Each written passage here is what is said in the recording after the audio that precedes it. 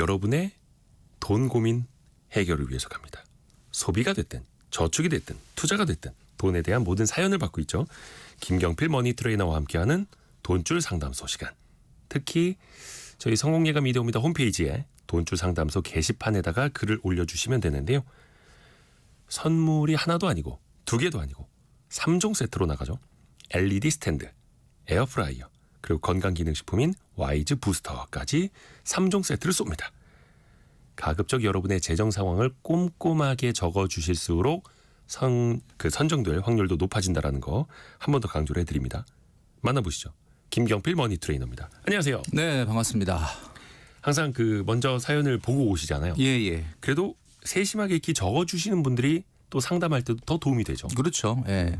이제 아무래도 가장 중요한 것이 내가 버는 월 소득에서 몇 퍼센트가 소비되고 몇 퍼센트가 저축되느냐. 이게 네. 가장 기본 중의 기본입니다. 네네. 예, 그런데 이제 제가 한번 말씀드린 적이 있었지만 소비율이라고 하는 건 우리 가정 경제에 있어서 혈압과도 같다.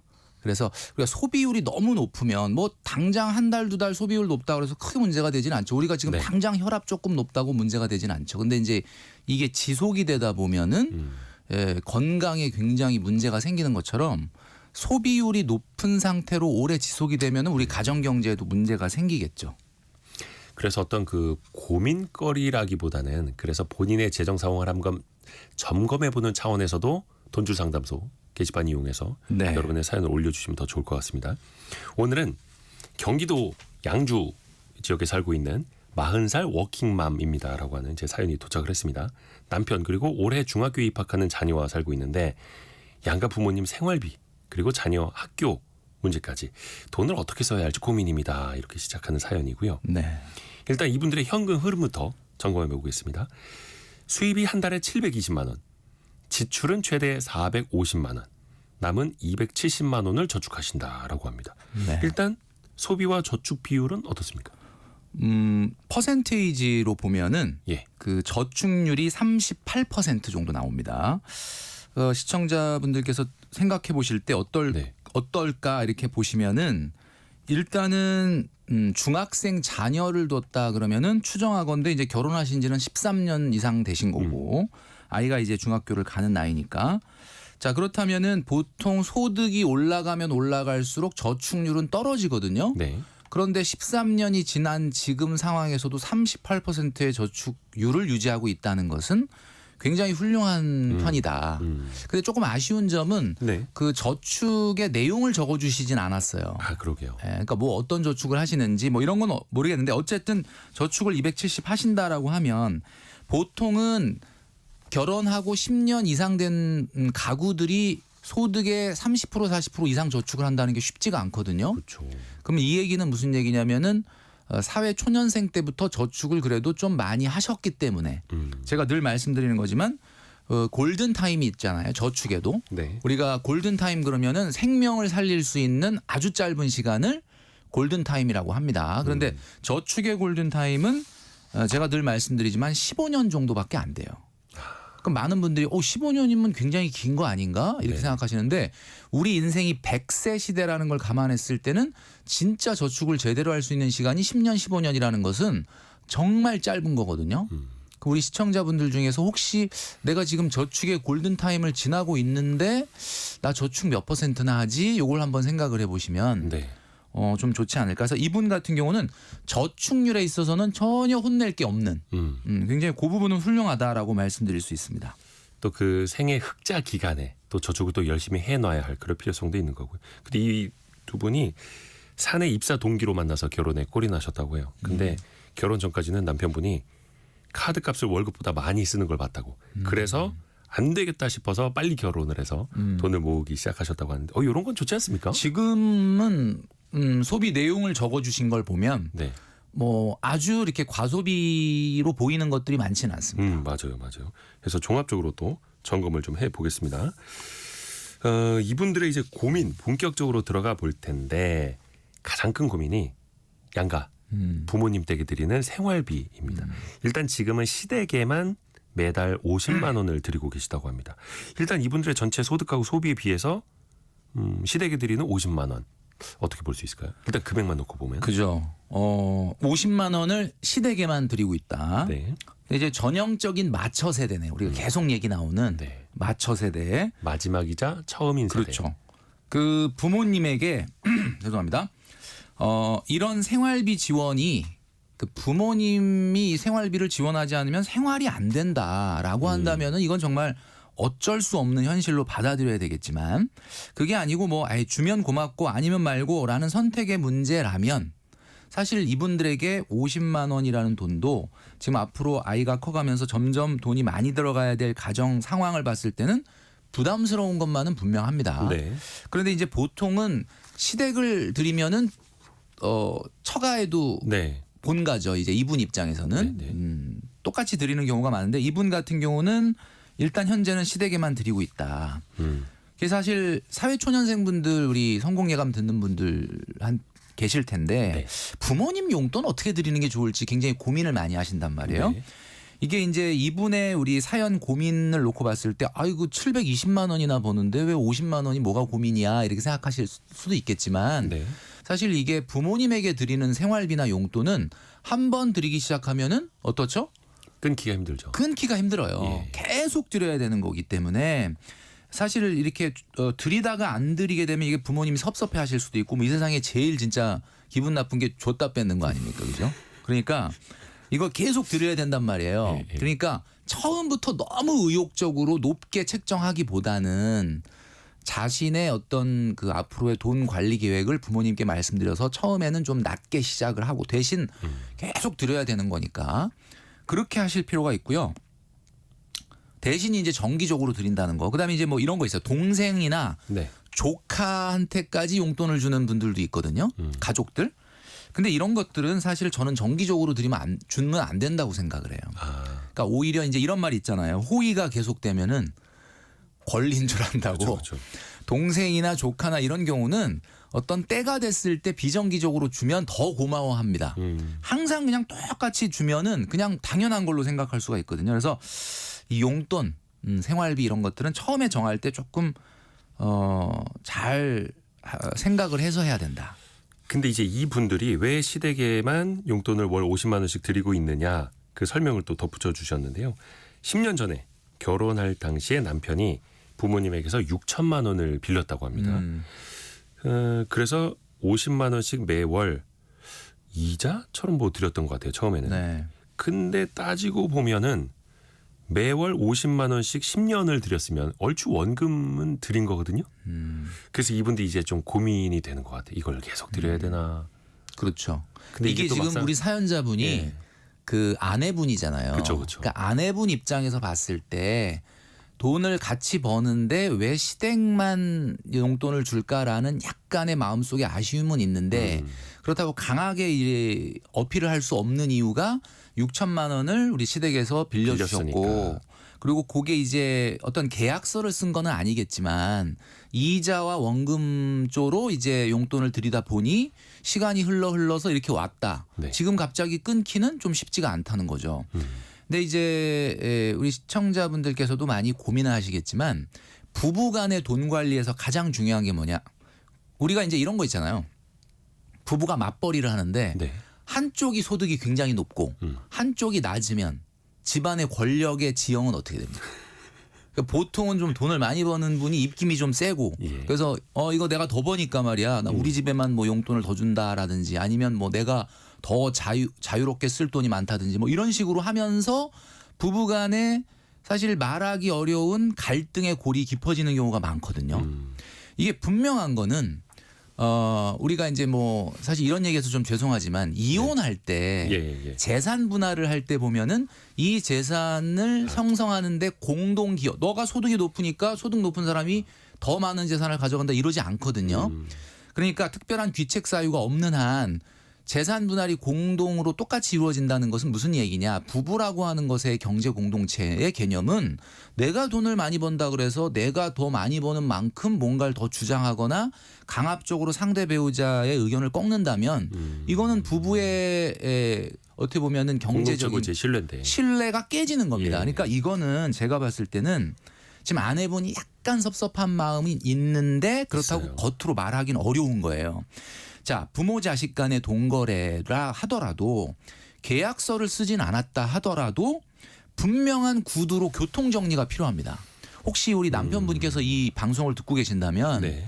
부모님과 이제 좀 진지한 대화를 나눠서 앞으로 우리 아이가 중학교 가고 고등학교 가고 입시에 돈도 좀 많이 들어가고 하는데 어떻게 그 부모님 제가 이 50만 원이라는 돈을 어떻게 그 원금과 이자로 생각해서 언제까지 갚는 게 좋을지 아니면 뭐 어떻게 이제 사실은 부모님의 생각과 지금 이 자녀분의 생각이 다른 거예요. 예를 들면 부모님은 야 그거 이자밖에 안 되는 거니까 나중에 원금 다 갚아야지라고 생각하시는지 아니면 야야 그 정도 냈으면은 그냥 돈 된 거고 너네들이 용돈 줄 수 있는 형편이면 그냥 용돈을 주고 이렇게 생각하시는지를 지금 모른단 말이에요. 그러니까 그 원금 6천만 원에 대한 원리금 개념으로 생각하시느냐, 원리금인지 아니면 생활비 용돈으로 생각하시느냐. 이자로만 생각하고 너 나중에 분명히 원금 6천만 원을 갚아야 된다고 생각하는 건지 아니면 됐다 그런 거 생각 안 해도 된다라고 하는 건지를 정확하게 교통 정리를 이걸 아내분이 하실 수는 없잖아요. 그죠. 그러면 큰일 나죠. 시부모님한테 가서 그걸 물어볼 수는 없으니까 남편분께서 우리 시청자분들께서도 이런 그 가족 간의 동거래라든지 지원이라든가 이런 애매한 것들이 있는데 제일 좋은 거는 허심탄회하게 아주 톡 깨놓고 이야기를 하는 게 좋아요. 툭 터놓고. 그래서 대화를 통해서 어떻게 생각하시느냐, 뭐 원금을 다 갚아야 된다고 생각하시면 제가 언제까지 계획을 해서 갚겠다든지 이렇게 교통 정리를 구두로 좀 하시는 게 어떨까? 근데 이게 계산기만 두드려 보면은 10년 동안 월 50만 원씩 주셨으면 6천만 원 다 갚으신 건데. 근데 이제 뭐 이자율 감안하고 그러면 또 네. 부모님의 생각은 다르실 수도 있으니까. 그렇죠. 이게 우리가 경제에서 가장 답답한 게 좋으냐 나쁘냐보다도 불확실성이지 않습니까? 그러니까 이 동관계에 있어서도 오해 생기면 안 되고. 불확실성이 오해를 낳는 거니까 이 불확실성을 정리하자. 그래서 이 우리 고민을 보내주신 우리 사연자분, 내 아내분이니까요. 네네. 우리 남편분이 듣고 계신다면 이거 좀 교통 정리해 주시면 좋겠다라는 생각이 그렇죠. 드네요. 이런 거는 남편분이 좀 같이 해줘야죠.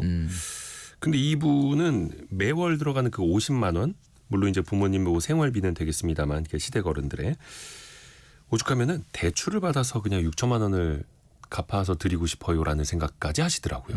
그럼 또 이제 대출 부담은 또 더 커질 수밖에 없을 텐데. 이 질문에서 아내분의 고민이 녹아나고 있지 않습니까? 그만큼 고민이 이게 크다. 뭔가 찜찜하다는 거예요. 그러니까 제가 얘기했잖아요. 찜찜한 부분을 해소를 해야 된다. 불확실성을 해소를 해야 된다.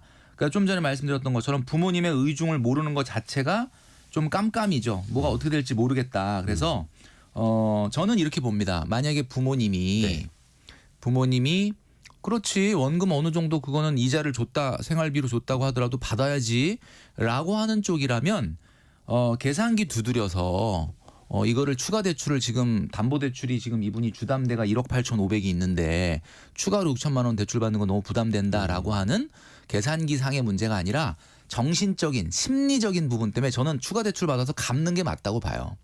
이게 이렇게 정리를 해줘야지 뭔가 앞으로 한 발자국 나갈 수 있지 않을까. 그러니까 은행에서 추가 대출 받으면 대출금이 조금 더 부담스러운데 이렇게 해서라도 빨리 상환하는 게 맞을까요?라고 한다면 저는 이 방법도 나쁘지 않다라고 봅니다. 9632님이 부부간의 대화가 정답입니다. 기분 나쁘지 않게 대화로 잘 이끌어가면서 서운한 마음을 우선 뒤로 하고 맞아요. 앞으로 나아가는 대화라는 게 화목한 가정을 유지하는 데 도움이 됩니다라고. 제가 이 답변에다가 여기 대화 얘기를 써놨는데 제가 그 대화를 지금 빼먹고 그 얘기를 안 했는데 어떤 대화요? 예. 그러니까 대화가 제일 중요하다. 그렇죠. 대화가 근데 필요해. 우리 지금 문자로 딱 그 보완을 그쵸. 해주시네요. 감사합니다. 정말 훌륭하십니다. 우리 훌륭한 청취자분들이 많이 계십니다. 그러니까요. 근데 이 부부가 얘기를 좀 해본 모양이에요. 근데 남편분은 그래도 그 돈 6천만 원 다 그냥 갚아버리고 생활비를 안 드리면은 부모님이 좀 서운해하실 것 같다, 섭섭해하실 것 같다라고 하면서 지금의 상태를 유지하고 싶어 한다고 합니다. 그러니까 사실 50만 원이라고 하는 돈이 이분들한테는 현재 상황에서는 좀 큰 돈인데 네. 예를 들면은 갚아버리고 난 다음에는 뭐 50만 원보단 조금 낮더라도 어쨌든 용돈이나 생활비를 드린다. 여기 이제 적어주신 거 보면 네. 그 시댁의 부모님들이 뭐 아주 넉넉한 건 아니지만 노후 준비가 어느 정도는 또 되어 있으시대요. 그러니까 그 돈의 액수가 아니라 50만 원을 이자 겸 용돈 겸 원금 상환 겸 갚던 상황에서 아들이 갑자기 그 원금 좀 갚았다 그래서 그냥 한 푼도 안 주는 거를 섭섭해 하신다면 금액을 좀 낮추더라도 그냥 꾸준히 좀 드리면 되겠죠. 그거는 이제 우리 청취자분들이 문자 주셔가지고 아까 답을 주셨던 것처럼 부부간에 잘 대화를 해서 풀어야 됩니다. 근데 이 부부가 왜 그 시댁에 월 50만 원 드리는 거 가지고 이렇게 고민을 많이 하고 있을까? 속사정을 조금 더 저희가 알려드릴게요. 시댁 쪽은 노후 준비가 잘 되어 있으시다고 합니다. 그런데 친정은 노후 준비가 하나도 안 돼 있는 거죠. 안 되어 있고 아버지도 그러니까 친정 아버지도 암 수술 이후에 경제 활동을 못 하고 계시는데 친정에는 용돈을 못 드리고 있고 시댁에는 노후 준비가 어느 정도 되어 있으신데 월 50만 원씩 드리고 있고 이런 상황. 이게 남의 가정 일이라 그렇죠. 좀 저희가 왈가왈부 우리 좀 돈줄 부담스럽긴 합니다만. 상담소에서는 주로 우리 공적인 그 내 생활비 내 월급이지만 공금 그러니까 뭐 네네네. 저축을 몇 프로 해야 되고 그 다음에 또 뭐 주거비는 어느 정도가 적당하고 뭐 이런 것들 많이 다뤘는데 사실 오늘은 뭔가 공금적인 성격, 고정비적인 성격이라기보다는 굉장히 자유재량 소득이라고 그러죠. 내가 마음대로 할 수 있는 사적인 돈에 관련된 고민이다 보니까 이것은 어떤 정답이 있다라고 하긴 어려워요. 근데 이제 어쨌든 간에 워낙 고민이 되시니까 또 이렇게 고민을 보내주신 거잖아요.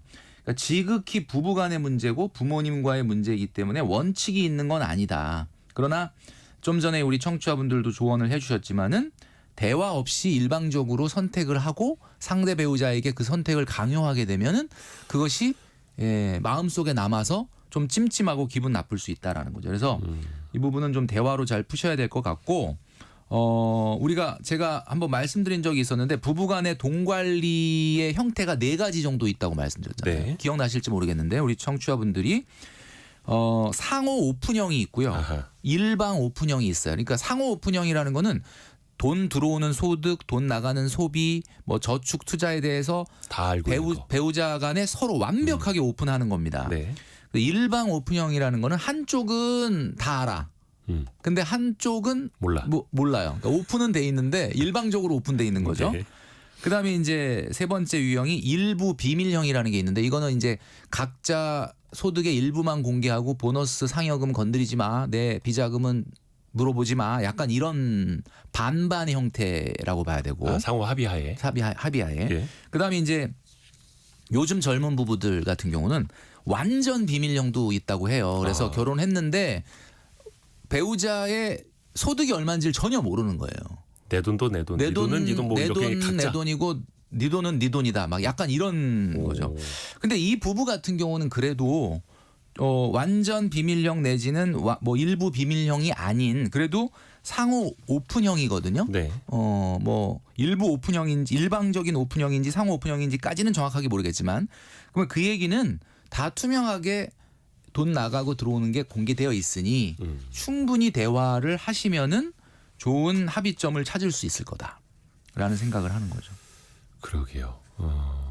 김미성님은 아내 입장에서는 참 속상하겠지만 남편의 마음도 이해가 가며 대화를 통해 해결하시길 바랍니다. 이렇게 또 사실 그렇죠. 뭐 정답을 저희가 뭐 하나를 딱 콕 집어드리기는 또 맞아요. 어려운 상황이고.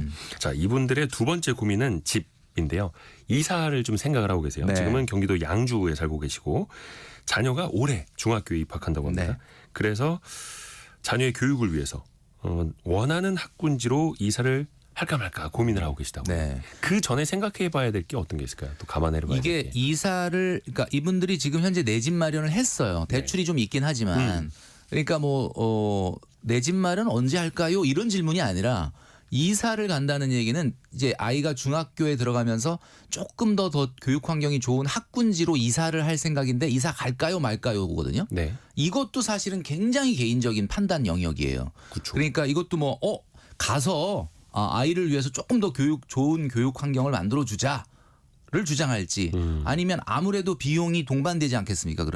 그러니까 그런 거를 하면 안 된다라고 해야 될지 그거는 상당히 좀 개인적인 결정인데 특히 이 교육 문제. 네. 교육 문제는 이 대한민국에서 함부로 조언하기가 쉽지가 않은 게 설사 제가 돈 많이 들어가는 거 좀 자제하세요. 이렇게 조언을 한다고 해도 그 조언을 들으신 다음에 그렇게 따르는 분은 거의 없습니다.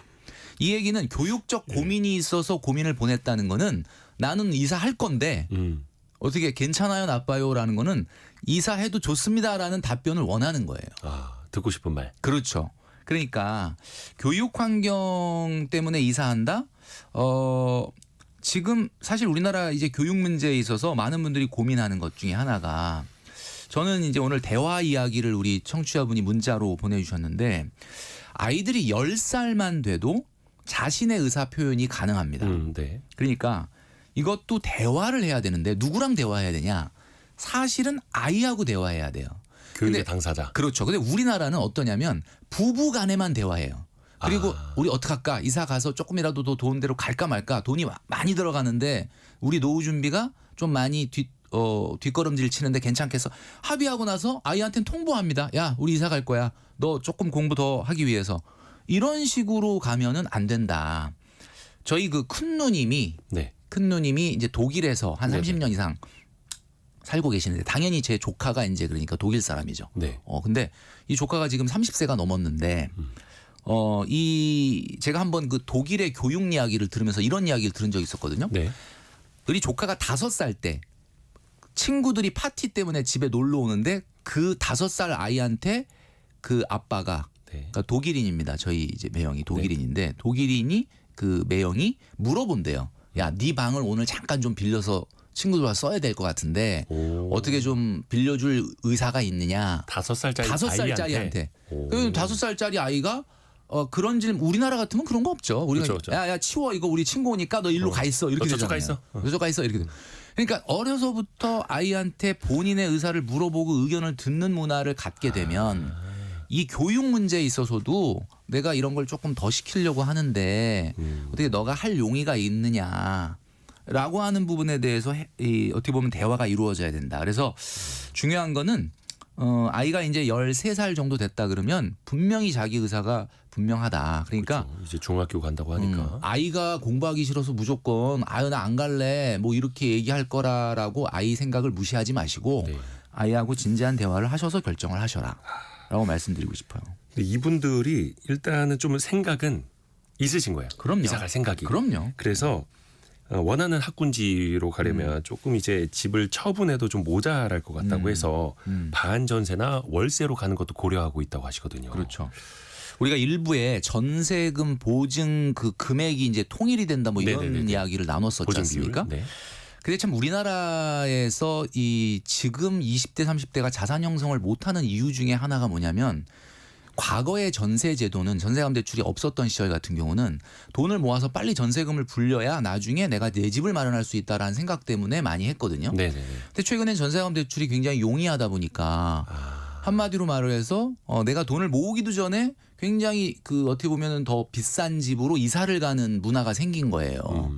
그리고 이제 또 하나는 뭐냐면 이게 앞으로 만약에 그 작년에 그 서울 같은 경우는 그 임대차 계약 중에 거의 절반 이상이 월세 계약이었다라는 그 통계가 맞아요. 있는데 월세 많아지고 있죠. 월세 시대가 되면 뭐가 문제가 생기냐면 그 전에 전세 시대 때는 그래도 내가 돈을 모아서 이 전세 보증금은 나의 어떻게 보면 시드머니 아닙니까? 네. 이 시드머니를 가지고 나중에 이사를 가든 집을 사든 할 수가 있는데 최근 같은 이제 월세 시대가 되면은 이 월세라는 것이 안 나가던 생활비에서 나가게 되면서 저축 여력을 더 갉아먹습니다. 그렇죠. 그러다 보면은 이제 점점 자산 형성이 어렵다.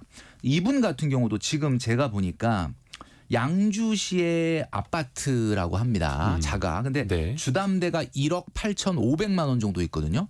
자, 양주에는 옥정 신도시가 있어요. 이분이 네네네. 옥정 신도시인지는 확인이 안 됐지만 옥정 신도시의 34평 아파트의 평균 가격은 4억 5천 정도 됩니다. 또 미리 알아보셨군요. 네, 근데 이게 사실 옥정 신도시의 특징이 뭐냐면 25평이 별로 없어요. 거의 대부분 30평 이상대거든요. 아마 이분도 30평대가 아닐까 생각이 됩니다. 그렇다면은 4억 5천 정도 되는 아파트에 1억 8,500 정도고요. 전세금 전세가율이 60% 정도 된다. 네네네. 60%. 그러면 이분이 만약에 집을 팔고 대출을 다 갚은 다음에 들고 움직일 수 있는 돈은 1억 남짓밖에 안 됩니다. 그러니까 무슨 얘기냐면 지금 한 4억대 중반 정도 되는 아파트에서 이제 이 집을 팔아서 1억 8,500 주담대를 정리하고 그러면 남는 돈이 이제 그러니까 집을 팔고가 아니고요. 죄송합니다. 집을 파는 게 아니라 집을 전세를 주고 전세 그 세입자의 보증금으로 대출을 다 갚아야 되잖아요. 그래야 들어오니까. 그러면 1억밖에는 움직일 수 있는 돈이 없다. 그럼 당연히 월세로 움직이셔야 되는 거예요. 반전세로. 근데 이분이 만약에 학군지로 이동한다면 얼마나 비싼지로 학군지로 이동할지는 모르겠지만 최소 1.5배 정도는 돼야지 뭔가 움직이는 데 의미가 있지 않겠습니까? 그렇죠. 제가 계산을 해봤더니 얼마 정도 나오느냐. 1억 정도의 보증금을 가지고 움직인다고 보면 네. 월세가 한 130만 원 정도는 내야만 지금 전세 지금 거주하시는 곳보다 한 1.5배 정도의 전세금, 그러니까 조금 더 상급지라고 볼 수 있죠. 그런 대로 움직일 수가 있는 거거든요. 자, 그러면은 어떤 결론이 나오냐면 1억 8,500만 원 정도 지금 98만 원 정도의 원리금을 내던 게 안 나가고 네. 그리고 새롭게 135만 원 정도의 어떻게 보면 월세가 나간다. 그러니까 추가적으로 비용이 5, 60만 원 이상이 더 나간다. 더 나간다는 거예요. 자, 그걸 감안해서 한번 계산기를 두드려 보고 결정을 또 해야 되겠죠. 근데 또 그 학군지까지 고민할 정도면 이제 중학교 가면은 다른 교육비도 더 많이 들 수밖에 없잖아요. 그렇죠. 그것만 드는 게 아니고. 그러니까 지금까지는 현재 교육비가 월 30만 원 정도밖에 안 된다고 합니다. 그렇죠. 일단 방과 후 영어 있고 스마트 학습기 하는 게 있고 책값 정도만 들고 나머지는 EBS로 해결하신다고요. 굉장히 잘하고 계시는데. 맞아요. 근데 원하는 학군지를 찾아서 월세도 뭐 한 100 몇십만 원 이렇게 감안을 하면서 가신다면 뿐만 아니라 교육비가 늘어나는 것도 같이 생각해야 그렇죠. 되잖아요. 그러니까 제가 지금 얼추 계산을 해보니까 원리금 나던가 안 나가는 대신에 월세가 130, 40만 원 정도 나간다. 그럼 거기서 벌써 5, 60만 원 더 나가죠. 네. 그다음에 이제 이사를 가게 되면은 중학교 때 안 시키던 사교육이 조금 늘어나면서 50에서 100만 원 정도가 어떻게 보면 교육비가 가볍게 늘어날 가능성이 있어요. 그러면은 실제 지금보다 한 150만 원 정도의 어떻게 보면은 추가적인 비용이 증가한다. 지금 270만 원 정도 저축하고 있던 분들이 이제는 100만 원밖에 저축을 못 하게 된다. 그만큼 노후 준비나 이런 것들은 뒷걸음질 칠 수밖에 없다. 요걸 가지고 저울질을 하셔야 되는데 저는 약간 이런 생각이 듭니다. 지금 뭐 요즘 최근 경우는 대부분 자녀분들이 한 명인 경우가 많은데 이 자녀가 형제가 없잖아요. 네. 외자녀잖아요. 그러면 친구 관계가 굉장히 중요할 나이잖아요. 지금 13살이면. 근데 이 시기에 이사를 통해서 아이와 대화 없이 전략적으로 이사를 감행을 했을 때 아이가 곧 1, 2년 후에 중2가 됩니다. 네. 중2 하면 우리가 떠오르죠. 또 이제 사춘기의 정점. 네, 그러니까 그러다 보면 이게 그래서 대화가 필요하다는 거거든요. 이 아이가 나는 원한다. 난 조금 더 학군 좋은 데로 가서 중학교를 다니고 싶다. 아이가 강력하게 요구한다면 뭐 이거는 뭐 두말할 필요 없이 그렇게 하셔야 되는데 아이가 약간은 난색을 표한다면 사실은 이렇게 초등학교 때 중학교를 보고 학군지를 옮길 때는 대체적으로 4학년, 5학년 때 많이 움직이거든요. 네. 4학년, 5학년 때. 근데 이제 이분은 이제 중학교 입학이라고 한다면 사실은 타이밍으로는 약간 늦은 거예요. 이면 친구 형성이 어느 정도 다 되어 있기 때문에. 예, 그런데 그럼에도 불구하고 자녀가 강력히 원한다면 뭐 당연히 뭐 답은 딱 정해져 있는 거죠. 그래서 일단은 아까 그 시댁 용돈 가지고도 남편과 대화를 좀 많이 하셔야 되겠고 학군지 또 집 이전 가지고도 자녀와 또 대화를 좀 맞아요. 많이 하시면 좋겠네요. 네. 중간에 그 날씨 상황 하나 또 말씀드릴 게 있는데 오늘 오전 10시 20분 기준으로 전남 지역에 대설 경보가 발효됐습니다. 전남 지역 특히 이제 차량 운행하시는 분들은 사고 일어나지 않도록 좀 각별히 주의하시길 바라겠습니다. 이분들의 이제 노후 그리고 소비, 노후 준비와 소비 상황 한번 좀 점검을 해볼게요. 일단 3인 가구인데 식비가 한 달에 50만 원밖에 안 든다고 합니다. 그러니까요. 이거 참 오, 대단하시네요. 그리고 통신비, 인터넷 등도 5만 원 이내이고 소비를 거의 뭐 이렇게 낭비적으로 하는 건 거의 눈에 안 띄더라고요. 그렇습니다. 이렇게 아껴서 쓰는데도 450만 원이 나가요. 그러니까 참 최근에 물가가 얼마나 대단하다라고 하는 거. 지금 뭐 3개월 연속으로 소비자 물가 상승률이 1%대라고는 하지만 그거는 물가 상승률이 1%라는 거지 물가 수준은 굉장히 높지 않습니까 지금 우리나라가. 그러다 보니까 이렇게 아껴 쓰고 필요한 것만 써도 3인 가구가 벌써 아이 중학교 다니면은 뭐 400만 원이 넘게 들어가는 이런 상황이다. 월급 세후로 500만 원 이상 벌어오는 남편의 한 달 용돈도 50만 원. 적절하다고 봅니다. 예. 아내 용돈은 10만 원이에요. 10만 원. 아낄 거 정말. 그러니까 이것도 아마 아끼시면서. 분명히 대화를 통해서 결정한 거라고 봅니다. 만약에 남편이 내가 돈 더 많이 버니까 용돈 많이 쓴다 이렇게 가시면은 그거 안 되겠죠, 그죠? 한 달에 뭐 의류 미용비도 5만 원이고 알뜰하게 살고 계시네요. 네. 예, 잘하고 계십니다. 그래서 이 분들이 270만 원씩 저축을 할 수 있다라는 거예요. 그렇죠? 근데 이제 아쉽게도 앞부분에도 이야기를 했습니다만 270만 원을 어떻게 저축하시는지를 말씀을 안 해주셔서 그렇죠. 요거는 조금 아쉬워요. 근데 이제 뭐 아마 대략 예상은 됩니다. 그러니까 뭐 이분들이 뭐 어마어마하게 무슨 투자나 이런 걸 하시진 않을 것 같고요. 네. 왜냐하면 아직까지는 그 우리가 추정하건대 아파트 가격이 한 4억 원대에 대출 빼고 나면 순자산이 한 2억 조금 넘는 정도이기 때문에 네.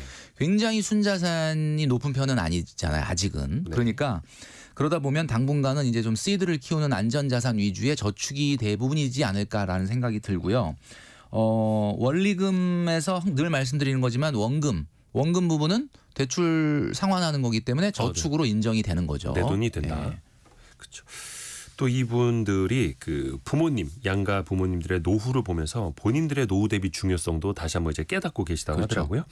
그리고 남편분은 이제 직장 생활하고 계시는데 아내분이 프리랜서예요. 그래서 국민연금 임의 가입자라고 합니다. 아내분이 현재 10년을 채웠고 추가 납입을 더 할지 고민을 한다고 하세요. 네.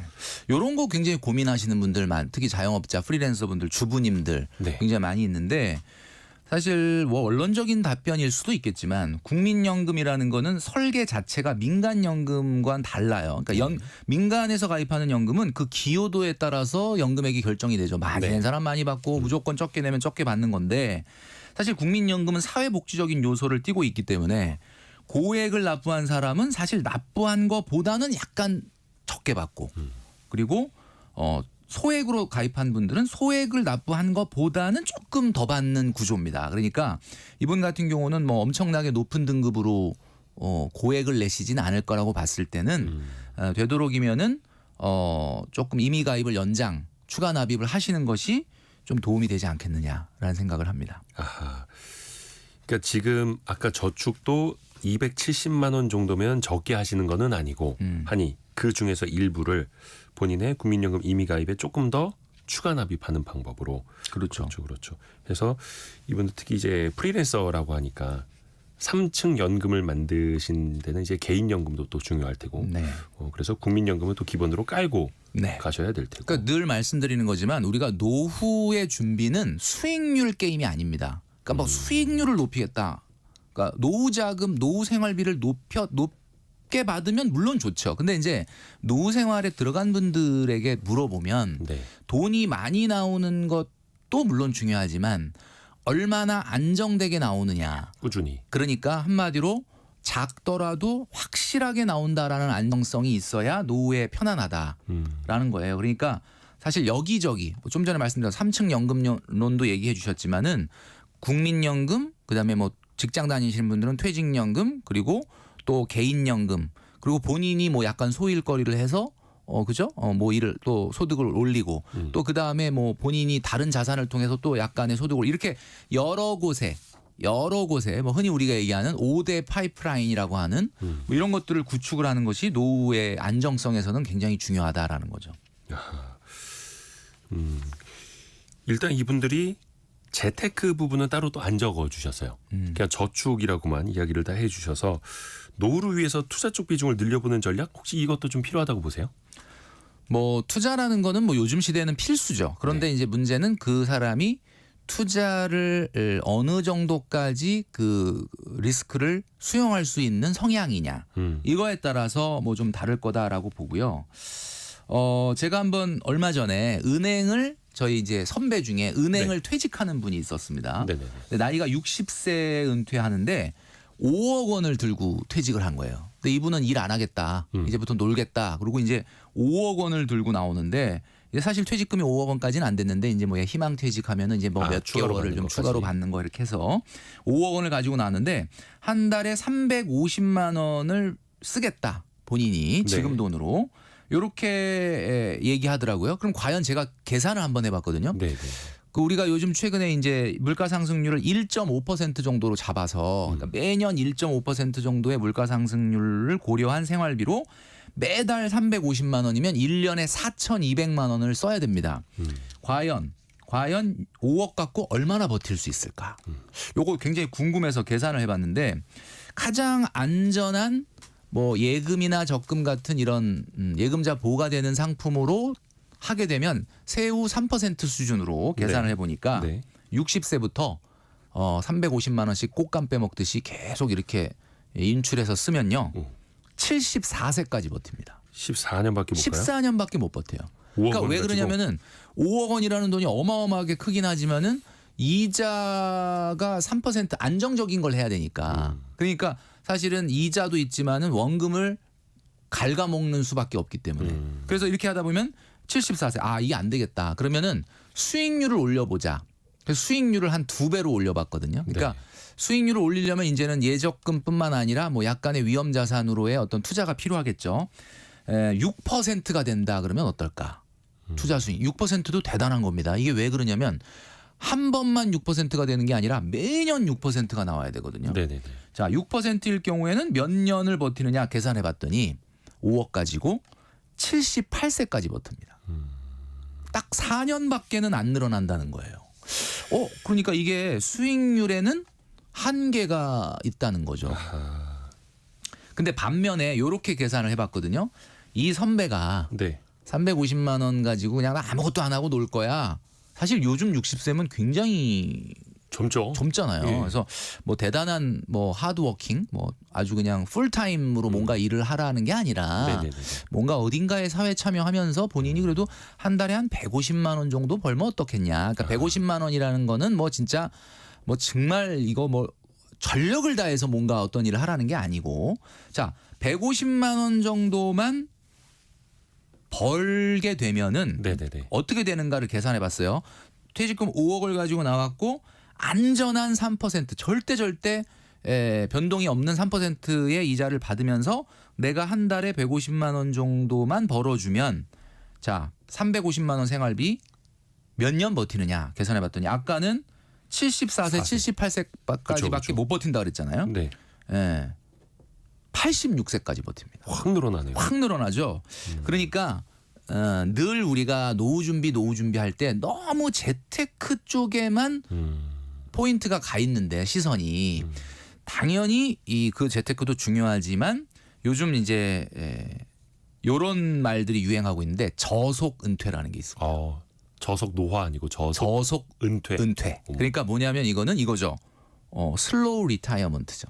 그러니까 은퇴를 하지 말아라가 아니라 급격하게 소득이 줄어드는 예를 들면 60세부터 70세 사이의 세컨 라이프에 본인의 소일거리를 만들어서 지금 좀 전에 말씀드렸던 것처럼 이 150만 원이라고 하는 뭐 아주 크진 않지만 이런 소득이 들어갔을 때 아까 5억 갖고 버틸 수 있는 시간이 확 늘어나지 그쵸, 않습니까? 그쵸. 그러니까 이런 것들이 같이 병행이 되는 노후 준비가 돼야지 무조건 수익률은 사실 2배, 3배 올려도 버틸 수 있는 기간이 차이가 늘어나는 게 큰 차이가 안 나요. 그렇죠. 그러니까 이 부분을 좀 생각하셔라. 그래서 지금 이 두 분 같은 경우에 사연자분 같은 경우도 사내 입사를 하셨다고 같이 이 사내에서 커플로 만나셨다고 했는데 네. 남편분은 아직 직장 생활을 하지만 아내분은 아직 프리랜서잖아요. 그러니까 어떤 일인지는 구체적으로 우리가 알 수 없지만은 조금 더 60세 이후에 생계형 경제활동이 아닌 자아실현형 경제활동을 좀 연장시킬 수 있는 노력이 진정한 노후 준비 중에 하나다. 계속 반복적으로 말씀드립니다. 그렇죠. 그렇게 해서 소득을 조금 더 길게 가져가면서 자산의 고갈 시점도 더 늦추고 또 사회활동, 신체활동, 인지활동 하면서 또 건강도 맞아요. 사회적으로도 본인의 만족도도 높일 수 있는 노후의 그 3대 어떻게 보면은 불안이 그거라고 하지 않습니까? 돈, 건강, 외로움이라고 합니다. 그런데 우리가 일을 하면 돈, 건강, 외로움이 한 방에 해결되는 거죠. 좋습니다. 오늘도 사연 주신 분들께 조금이라도 도움이 됐길 바라면서 김경필 머니 트레이너와 여기서 또 인사 나눌게요. 고맙습니다. 감사합니다. 라디오 정보센터 다녀옵니다.